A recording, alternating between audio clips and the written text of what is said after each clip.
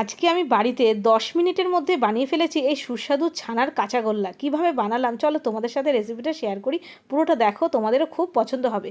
প্রথমে আমি দুধ নিয়ে নিয়েছি, এখানে 500 দুধ নিয়েছি। আমি দুধটাকে প্রথমে গরম করে জাল দিয়ে নিয়েছি। দুধটা যখন ভালো করে ফুটে গেছে তখন আমি দেখো লেবুর রস দিয়ে দিলাম। গ্যাসটা বন্ধ করে লেবুর রসটা দিয়েছি, আর সাথে সাথে দেখো দুধটা ফেটে ছানা হয়ে গেছে। দেখেছো কত সুন্দরভাবে ছানা হয়ে গেছে। এবার ছানাটা একটু ঠান্ডা করে তারপরে আমি ছানাটাকে ছেঁকে নিচ্ছি, আর একটা পাতলা নরম কাপড় দিয়ে ছানাটাকে ছেঁকে নিলাম। এবার তার উপরে প্লেন জল দিয়ে দিলাম যাতে এই লেবুর গন্ধটা না থাকে। এইবার ভালো করে ছানাটাকে চিপড়ে কিছুক্ষণের জন্য রেখে দেবো, 10-15 মিনিট রেখে দিলেই হবে, যাতে জলটা পুরোটা বেরিয়ে যায়। 15 মিনিট পরে দেখো আমি তোমাদের সামনে ছানাটা খুললাম। খুলে এখন ছানাটাকে ভালো করে সুন্দর করে মাখতে হবে, মানে যেরকমভাবে হাত দিয়ে মাখছি, হাতের তালু দিয়ে দিয়ে ছানাটাকে ভালো করে চটকে চটকে একটু মেখে নেব, স্মুথ করে নেবো ছানাটাকে। যতটা স্মুথ করবে তত ভালো হবে। তবে হ্যাঁ, বেশিক্ষণ স্মুথ করার দরকার হবে না।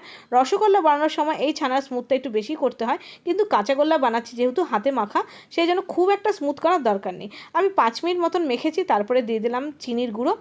হ্যাঁ, চিনির গুঁড়োটা আমি অল্পই দিলাম, কারণ আমি দেবো এর মধ্যে মিল্ক পাউডার। দেখো আমি 10 টাকা দামে একটা দুধ নিয়ে নিয়েছি, 1.5 চামচ মিল্ক পাউডার দিয়ে দিয়েছি, দিয়ে দিলাম এলাচের গুঁড়ো। তো চিনিটা আমি একটু কম দিলাম, কারণ মিল্ক পাউডারের মধ্যে কিন্তু একটু মিষ্টি থাকে, সেই জন্য অল্প দিয়েছি। এবার তোমরা যদি আরেকটু বেশি মিষ্টি পছন্দ করো সেরকম মিষ্টিটা তোমাদের স্বাদ অনুযায়ী দেবে। এবার সব কিছু দিয়ে ভালো করে ছানাটাকে নিয়ে আরও ভালো করে একটু মেখে নিতে হবে। আমি এই 7 মিনিট মতন ছানাটাকে একটু ভালো করে মেখে নিয়েছি। প্রথমে 5 মিনিট মেখেছিলাম, তারপরে 7 মিনিট মতন মেখে নিয়েছি। বেশ ছানাটা দেখো থালা থেকে উঠে আসছে, সুন্দরভাবে স্মুথ হয়ে গেছে, বোঝাই যাচ্ছে একটা সুন্দরভাবে ডো তৈরি হয়ে গেছে। তা তোমার মিষ্টিটা কিন্তু বানানোর জন্য একদম রেডি হয়ে গেছে। এইবার এখান থেকে ছোট ছোট করে লেচি আকারে কেটে নিতে হবে। তো দেখো একদম সুন্দর একটা মণ্ড তৈরি হয়ে গেছে, মানে একটা ডো হয়ে গেছে।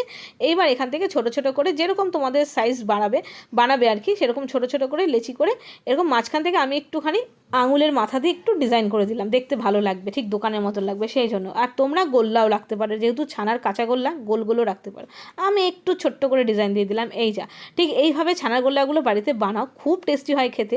আর একেবারে বাড়িতে ফ্রেশ ছানা দিয়ে বানানো। দোকানের মধ্যে অনেক রকমের অনেক কিছু মেলাবাটি থাকে, কিন্তু বাড়িতে কিন্তু একেবারে ফ্রেশ বানানো। এইবার যে ওই মাঝখানটা একটু আঙুল দিয়ে দিয়েছিলাম, সেখানে ওপর দিয়ে আমি একটু কেসার দিয়ে দিচ্ছি। তোমরা কিশমিশ দিতে পারো, পেস্তা দিতে পারো, যা ইচ্ছেভাবে ডিজাইন করে দিতে পারো। ব্যাস আমার কিন্তু এই ছানার কাঁচাগোল্লা একেবারে রেডি হয়ে গেছে।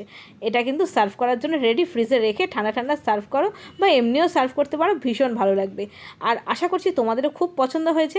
আর যেহেতু আমি কেসার দিয়েছি সেই জন্য কেসারের কিন্তু একটা সুন্দর গন্ধও আসবে খাওয়ার সময়, সেই জন্য ভীষণ টেস্টি লাগবে খেতে। তো কেমন লাগলো জানিও এই ছানার কাঁচাগোল্লাটা। আমি কিন্তু একেবারে 10 মিনিটের মধ্যে তৈরি করে ফেলেছি। তো চলো আজকে এই পর্যন্তই, দেখা হচ্ছে আরও নতুন নতুন রেসিপির সাথে। ততক্ষণের জন্য বাই বাই।